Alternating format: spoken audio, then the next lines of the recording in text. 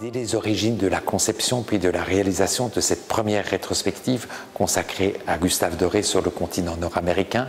nous avions évidemment une conviction, c'est de devoir obtenir le prêt exceptionnel du poème de la vigne, ce bronze monumental de 4 mètres de haut et d'un poids de 3 tonnes qui est conservé depuis 1895 à San Francisco. Donc c'est une œuvre qui a été déplacée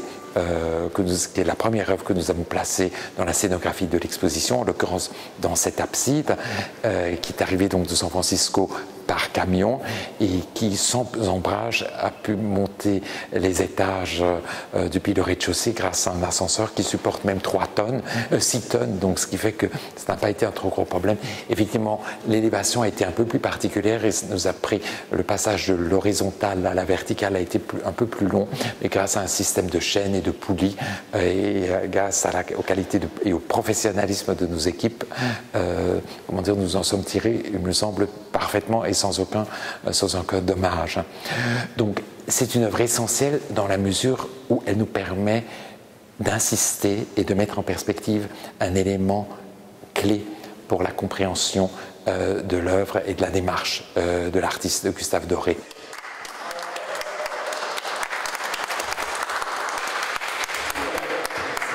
Et donc l'origine, la source de cette sculpture, la source iconographique, elle se trouve tout d'abord dans l'œuvre elle-même de Doré, en l'occurrence dans son illustration de Rabelais. Mais ensuite, évidemment sous une forme différente, sous une forme tridimensionnelle, une sculpture qu'il expose tout d'abord au Salon de 1878 et ensuite à l'Exposition universelle de Paris en 1878. Ce vase, dans le contexte de l'Exposition universelle de 1878, va devenir un monument un hommage au vignoble français et à la vendange française et au vin français. Alors ce qui a été relevé par les critiques de l'Exposition universelle de 1878, c'est que la forme de ce vase n'est pas tant une forme de vin français, une bouteille française, mais plutôt une bouteille italienne. L'imagination de Doré va continuer à courir et ce qu'il nous raconte ici, c'est l'histoire du vin. Donc tout d'abord sa fabrication et a commencé tout d'abord par la lutte contre les parasites qui peuvent compromettre la culture du raisin et en l'occurrence la production du vin. Et dans les années de la seconde moitié du XIXe siècle, on ne connaissait pas, les vendangeurs ne connaissaient pas encore et les vignerons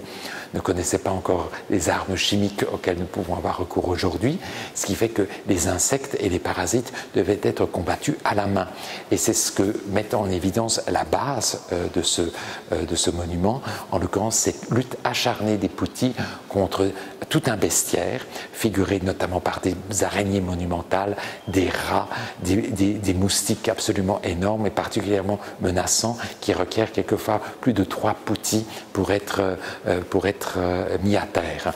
Ensuite, dans un mouvement à la fois ascensionnel et de précipitation, qui est propre au vocabulaire de Gustave Doré, Doré nous raconte la fabrication du vin, la manière dont les raisins sont non pas foulés aux pieds, mais malaxés par des mains expertes de Poutis. Et dans les sphères supérieures, ce que Doré nous raconte aussi, c'est les effets du vin, et les effets notamment érotiques du vin, parce qu'en hommage à la littérature latine, et notamment à Terence, qui nous dit que Vénus et que l'amour a besoin non seulement de nourriture, mais de vin et de bon vin. C'est que sans Bacchus, le fameux illustrant de manière extrêmement originale le célèbre aphorisme de Terence, nous disant que sans Bacchus, Vénus a froid.